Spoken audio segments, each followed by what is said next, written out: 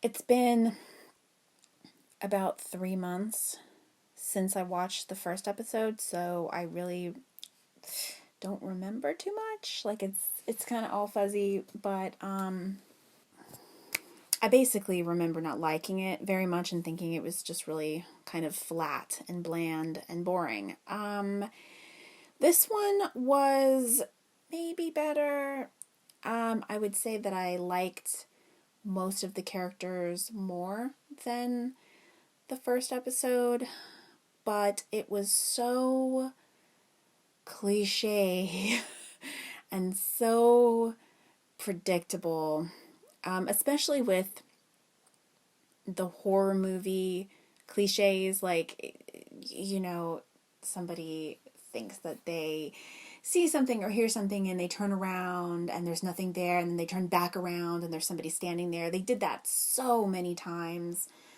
Um, in the cold open, I was, you know what's going to happen, right? Like the couple are making out in the tent, and I'm like, oh, okay, well, they're going to be killed, because it's what happened. I mean, it's obvious that that's what's going to happen, and it's what happened in the first episode as well.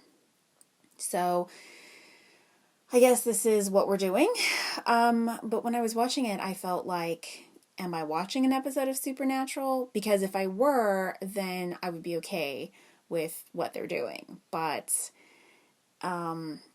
this just felt like it was copying Supernatural. Although, ironically, whenever I was watching Supernatural, I would feel like they were just copying the X-Files. So, I don't know. But, yeah, when the guy leaves the tent, he's going to be killed. And she says to him to stay dry, and I thought, oh, she's going to find him covered in blood, right? Like, ironic.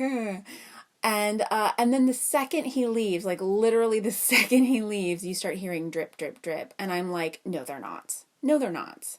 They're not going to have him hanging above the tent, his blood dripping on the tent. Like, they're not going to do that, right? Like, that is so urban legend cliche. Like, usually the blood is dripping on the car. I've never seen it dripping on a tent as far as I can remember. But, like, that is so... This was... 2000, I'm trying to remember now. I think this came out in like 2008 or something. But even by then, I mean, it was so done. And that's exactly what they did. And then, of course, she runs. I don't think she fell, so that's good, I guess. I did like, because of course she gets to the car and she can't get in because it's locked. But then I loved that you hear boop, and the car unlocks. And she looks around. Instead of getting in the car, she looks around, which, I kind of can't blame her, because what are you going to do? Like, you get in the car, you're kind of trapped. So, but I just loved it. It's like, oh, here, let me unlock the door for you. It's pretty good. And then, but yeah, she stands there, and then she poof, he grabs her or whatever, and she's dead. So I don't know why we're doing this. I don't know why we're doing it. Why do we need these cold opens? Like, we already know that Damon's killing people. What's the point? Like, is it just supposed to show us that he's a threat? I mean, I guess that's what it is, right? Like, they just want us to know that he's serious business and he's actually dangerous. And, I mean, I guess it's successful, except they're still not showing him doing it. And I don't understand why. Like, in the cold open anyway, they don't show him hunting these people, and it doesn't make sense, because we already know that it's him and it's not Stefan, which, good Lord, I can't imagine that anybody thought that it was Stefan in the first episode, which was what we were supposed to think, and it was just so stupid. But we know for a fact that it's not Stefan, that it's Damon. So why not show him? I really don't get it. But anyway, whatever. So, but while we're talking about Damon, I fucking love him. I absolutely love him. He's really the only character that I like even a little bit. He's hilarious. He cracked me up multiple times. Um, when Elena shows up unannounced and he's there, and oh god, yeah, the whole, like, he's being intentionally creepy, and I don't know how I feel about it. Like, on the one hand, it's kind of amusing, but on the other hand, it's kind of like, it's kind of like annoying, and I'm not really sure how I feel about it. But you know, it's like, oh, the doors open when she gets there, and then she just walks in. Like, who does that in real life? Just walk, like, you would call somebody's name, and if they don't answer, you'd leave, right? You don't just walk into somebody's house and look around. But she does, and then she thinks she hears something, she turns around. And of course, you know, we see the open door, and I'm like, yeah, something's gonna pop through and it's gonna be a jump scare, right? And it's a crow, which I'm guessing is, like, that was Damon, because the crow flies in and then all of a sudden Damon's behind her. And I believe, if I'm remembering correctly, he appeared as a crow in the first episode, I believe. So I think that's, like, I don't know if that's a power, like, specific to him or what, but anyway, the crow flies in and startles her, and then she turns around and Damon's there and it startles her again. And yeah, I don't know how I feel about that. But I loved it when he introduces himself as Stefan's brother, and she's like, he never told me he had a brother. And Damon's like, yeah, well, he doesn't like to brag. I fucking loved that. And then later on, when the blonde says, she says something like, I know you. And he says, how unfortunate. Yeah, I love him. He's great. Yeah, I don't exactly know what his deal is. Like, obviously, he's trying to stir some shit. But you know, at this point, we don't exactly know why. There's obviously some kind of history between them. They haven't spoken. I think they said in the pilot that it's been like 15 years or something like that. So obviously, you know, something went down. I mean, I guess that's it. I like that we're learning, like, more of their powers. So, oh, the glamoring. So the glamoring, I think that they did some kind of glamoring in the pilot, and I forgot to mention it when I was talking about it. I think, I like that. It reminds me of True Blood a lot, and I think that's one of the classic, like, vampire powers. I don't know that it's always called glamoring, but you know, the ability to sort of hypnotize and persuade people. We don't really see that in Buffy, except for, I think, Drusilla. She can do something like that. But it's not like a ubiquitous power. It seems like, you know, in True Blood it is. All vampires can glamour, as far as I can recall. Here, both of them can do it, but it's interesting to know that when you're not drinking human blood, you don't have, like, your powers aren't as strong. So that's interesting. And I think that's pretty standard vampire lore or whatever.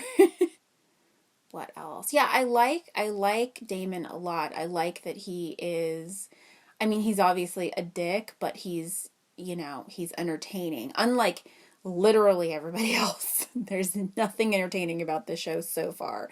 But he's entertaining. And he is kind of scary. Like, they're not pulling any punches with showing how, you know, scary he can be, how dangerous he can be.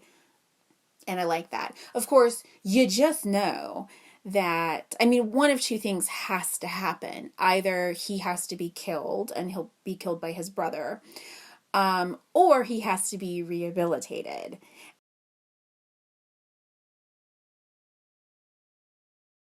And it's more difficult to, you know, rehabilitate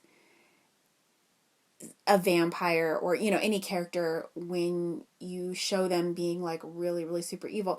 It's one thing to tell us that somebody is really, really evil, but when we see them doing evil things, when we see them being awful, it's much more difficult to rehabilitate that character. And unfortunately, not many shows actually do it properly. You know, I mean,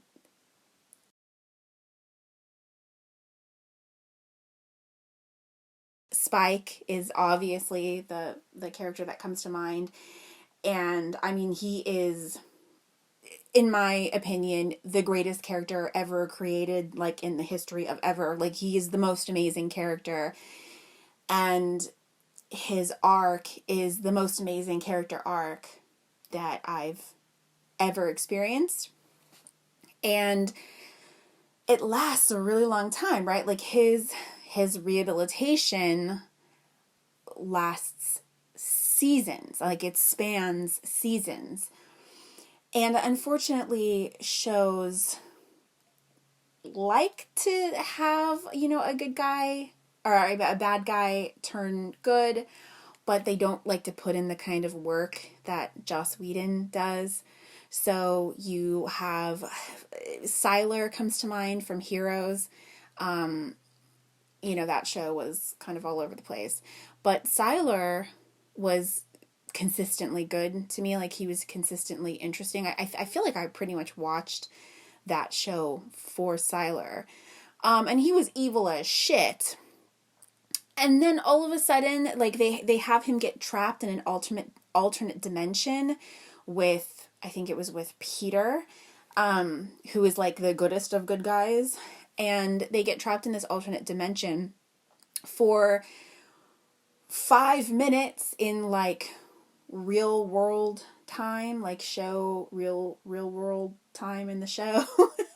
But to them, they were trapped for like 5 years. And so when they come out, like when they get out of this alternate dimension, Sylar is changed by his, you know, by his experiences being, you know, trapped in this alternate dimension for 5 years. He has been rehabilitated. But we don't actually see any of it. We don't see any of this change happen. So, and of course the characters, like in real time to the other characters, he's only been in this alternate dimension for 5 minutes. So they still think of him as being super fucking evil. And he's like, no, I swear I'm a good guy now. I'm not evil anymore. But it's lazy. It's bullshit. And you know, like, they don't want to put in the work. Now, obviously the show was canceled like straight after that. I mean, we don't actually get to see Sylar being a good guy for more than like an episode or two, and then the show's over. But, you know, it was an anticlimax because it's lazy as fuck. And another example would be Eric from True Blood, right? And like, what they do with him is that they just give him amnesia. So he doesn't know that he's an evil dick. And he's all innocent and goofy and, you know, and then of course, Sookie falls in love with him in like a day. I mean, he is freaking adorable. But, you know, it's lazy to just give the character amnesia. And, you know, so he doesn't know that he's evil. And, you know, and that's how you rehabilitate him. Of course, to be fair, Eric wasn't like completely rehabilitated after that. But I mean, they still had that sort of arc to it. And it's lazy. So I just hope that if they go the route of rehabilitating Damon, that they're not fucking lazy about it and they actually give it a lot of time, because, you know, they're showing him doing these really, really, you know, I mean, I love it. I love it, but really horrible things, and, you know, being a giant dick. So, yeah, I really hope that if they're going to and that's what I suspect that they'll do, is rehabilitate him. I hope that they give it, you know, time to they give the storyline time to breathe. I hope this is making sense. What else? So Bonnie, she's not really in the episode much, but I'm interested. Clearly she's a witch. And so we're going to go someplace with that. So I'm interested in her story. Oh, speaking of Damon again, I was surprised that he bit the blonde girl. I can't remember her name. But, clearly he's been kind of after her, but like, I don't really know what the end game is. So I kind of thought he was gonna fuck with her more. And we don't know that she's dead. It just shows her, the very last scene, it just shows her being bitten. But that was a surprise. I didn't think that it was going to happen that soon. So that'll be interesting. I guess we'll just get to Elena and Stefan. So I was surprised that they kissed. I thought that this was going to be more of a slow burn kind of a romance, which is my preference. They obviously like each other, but I don't know. I just kind of thought that that it would take longer to get to the kiss. And so I'm kind of disappointed because I really like the slow burn personally. Like, I would have been happy if it was like the first season, like if they kissed at like the season finale. I actually would have been down for that.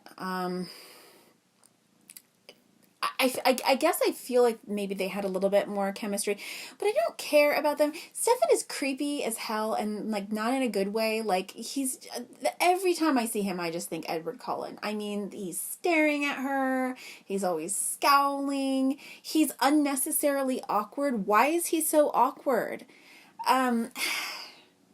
Yeah, I just don't like him. He just doesn't do it for me. And that ugly ass yellow leather jacket. I don't know where yellow came from. That leather jacket, it's bad. I'm not usually one to complain about fashion because I don't really care, but that was just really bad. Yeah, I don't know. I don't really get him at all. I don't know what his end game is. And like, why can't you be normal? Like, when Elena goes over to his house and, Damon's talking to her and everything, he's such an asshole. Like, he's so rude to Elena. Stefan is so rude to Elena. And I'm just like, why? Like, why can't you just play it off? Oh, I see you met my brother. Ha ha ha, sorry, I don't have time to talk. And like, usher her out the door or whatever. And then turn around and be like, what the fuck are you doing, dude? But no, like, he's just super weird. And the fact that, he went to the hospital to see the girl that was bitten. I can't remember her name.